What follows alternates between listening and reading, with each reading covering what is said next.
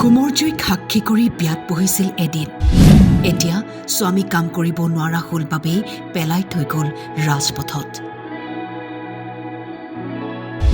কলিয়াবৰৰ ৰাজপথত 50 বছৰীয়া এজন বৃদ্ধ। কলিয়াবৰৰ ৰাজপথত এক হৃদয় বিদাৰক ঘটনা। বৃদ্ধ ব্যক্তিজনে কোৱা মতে পত্নীয়ে মানুহৰ হতুৱাই তেওঁক পেলাই থৈ গ'ল ৰাজপথত। ব্যক্তিজনৰ নাম শম্ভু দাস, ঘৰ তেজপুৰত। শম্ভু দাস দুৰ্বল হৈ অহাত কাম কৰিব নোৱাৰা হৈ আহিছিল। সেয়ে পত্নীয়ে আন মানুহৰ হতুৱাই এখন গাড়ীত তুলি আনি কলিয়াবৰৰ নসত্ৰ ৰাষ্ট্ৰীয় ঘাইপথৰ কাষত কেইটামান কাপোৰৰ সৈতে পেলাই থৈ গ'ল। শম্ভু দাস ঘৰ কি নগৰ? ধনুৱা নগৰ। আপোনাক ইয়ালৈ কোনে পঠিয়াই দিলে?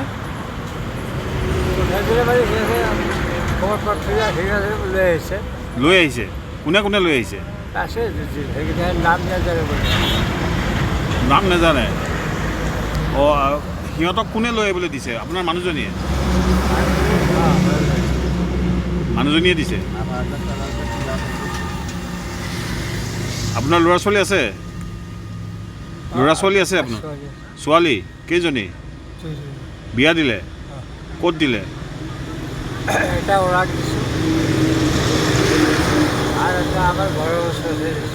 তেজপুৰতে।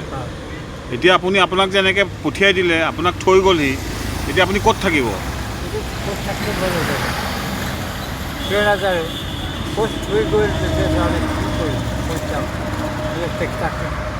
ভাবি আছোঁ আপুনি আগতে কি কৰিছিলে? কাৰ্পেণ্টাৰ কৰিছিলে। এতিয়া কাম কৰিব নোৱাৰে?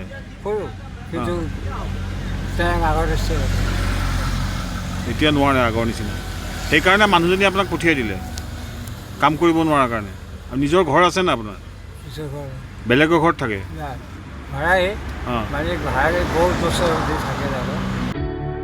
প্ৰশ্ন হয়, এগৰাকী পত্নীয়ে বিবাহপাশত আবদ্ধ হোৱাৰ সময়তেই হোমৰ জুইক সাক্ষী কৰি শপত খাইছিল গোটেই জীৱন একেলগে অতিবাহিত কৰিব। কিন্তু আজি দেখা গ'ল এক বিপৰীত দৃশ্য। এতিয়া মানুহ এজন পালোঁ, অলপ অসুস্থ যেন দেখিলোঁ। থানাত খবৰ দি পেলাই মানুহজনক লৈ গৈছে। মানুহজন মানে পৰিয়ালৰ লোকে এৰি থৈ গৈছিল? পৰিয়ালৰ লোকে এৰি থৈ গৈছিল বুলি তেখেতে কৈছে।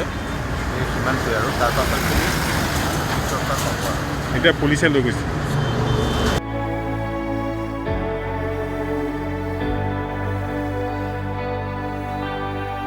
কলিয়াবৰৰ পৰা দীপু বৰাৰ ৰিপৰ্ট, টাইম 8।